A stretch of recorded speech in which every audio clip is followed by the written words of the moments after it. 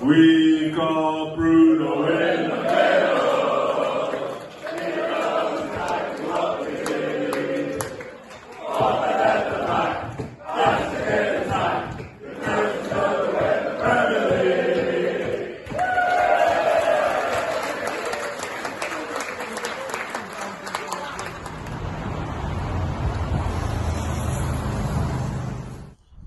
So Newcastle United played the first game in Australia last night in Melbourne at the MCG.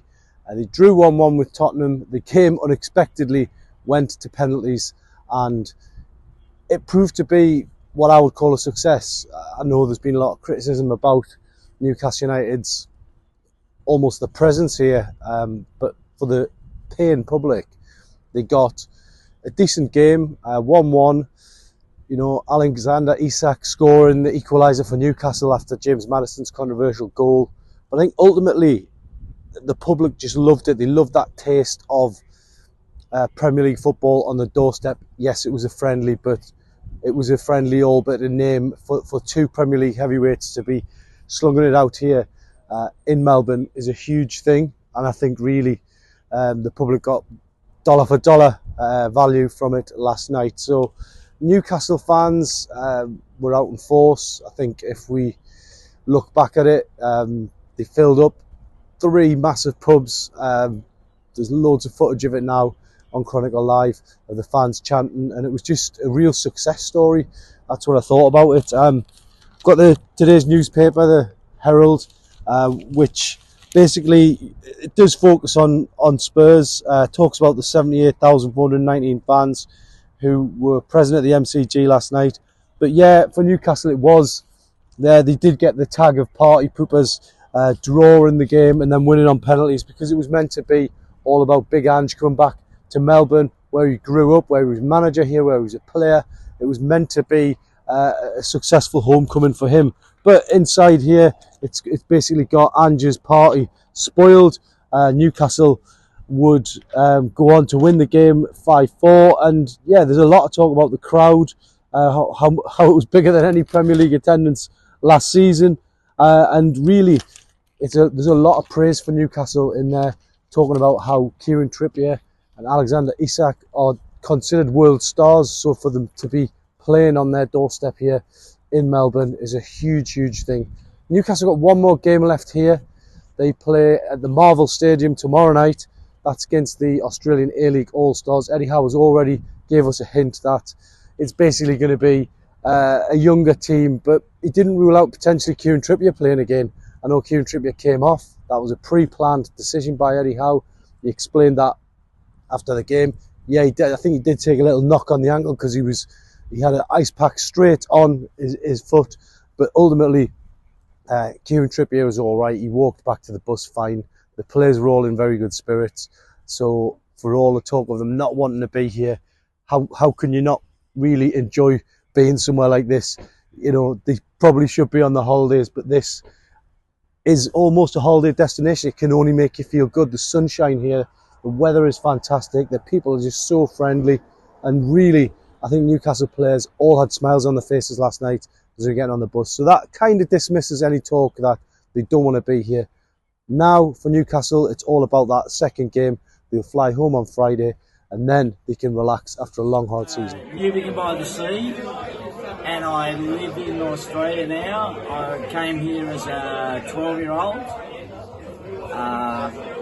I met another guy tonight, one of the mates of my young bloke, and we sat together and we were talking about Newcastle, and we were both at the game, 1969, Newcastle first leg Bears Cup, and when I was 10 and he was 15, and we were having a great chat about it. It was so good.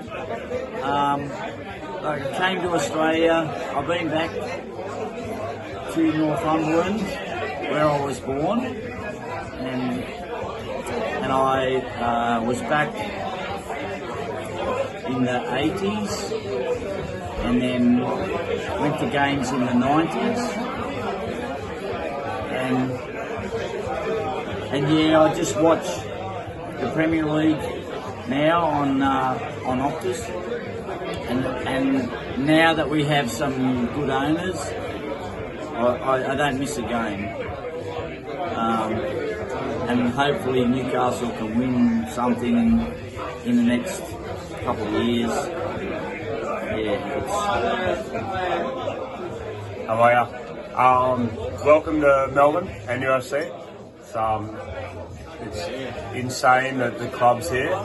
I couldn't even fathom it years ago, but it's come around really quick and it's just wild. My name's Matt. I'm a Newcastle fan since 2008. Full-blown Aussie. I've grown up in Newcastle in Australia. Didn't even get a team from Newcastle. I got on from FIFA. I saw the jersey in a FIFA game and I was hooked.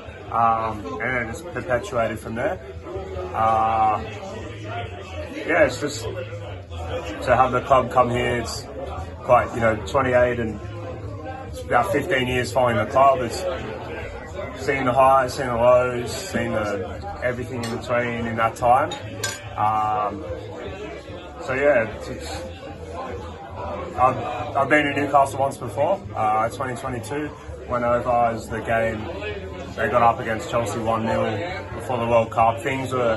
Momentum was going towards Champions League, and then that game really was. I think that was like the point. It was like we could probably get a home from here. So Newcastle's blown away by the city. It was lovely. Come in, we went up to Tynemouth, stopped by Wallsend on the way, just checked it out. It's an amazing part of the world, and then to be able to step out of St James, just phenomenal. Hi, I'm Evan from Singapore. I'm here to watch the match. And last night was very emotional. Yeah. Seeing the team. Yeah, they put a lot of youngsters in. It was quite eye-opener. Like, I see a lot of youngsters. They are doing quite well, though. Yeah. What would your message be to Eddie Howe and the players? Win the next match. Yeah. Then enjoy your holidays. I think it's good. And next season, where would you like the team to win the Conference League. win it? Okay. Yeah, let's win it. It's an easy game, though. Yeah. Who's your favourite player and why do you enjoy watching them? Alan Shearer. Alan Shearer. Back then, it's still Alan Shearer. Come Singapore. What was it like meeting Shola Ameobi before? Was good. At least he provides a lot of insight into what's happening in Newcastle. Was an enrichment for me. Brilliant, thank you. Thank you. You look back on it now and say, I really appreciated that, or it's kind of now that you fully grasp it. No, listen, like I said, I grew up 200 metres from the stadium as a kid, and I was never able to afford to go in, but it was always there. I was aspiring, one day, I would love to, just to get inside the stadium. So it's always a dream of mine, and obviously 18 years old to be able to get the experience that, it was a whirlwind. That my first game against Chelsea. A lot of you know, I had not trained with the first team. I met the first team players the day before my first game. How did that come about? How did that happen? I'm still trying to figure it out to this day. Famously at the time, I think we had signed Carl Ford. He got injured. He did his knee. Alan was out. I think they famously tried to sign a few players before the deadline. Didn't transpire, and I was playing under 19s football down in Durham, and unbeknownst to me, the manager had been watching and looking at the guys that he felt could to come up. For me, it was I had asked to come up to the first team training ground, which was in Chesley Street. Went up there, met the first team for the first time, trained for the first time with them, and so Bobby was like,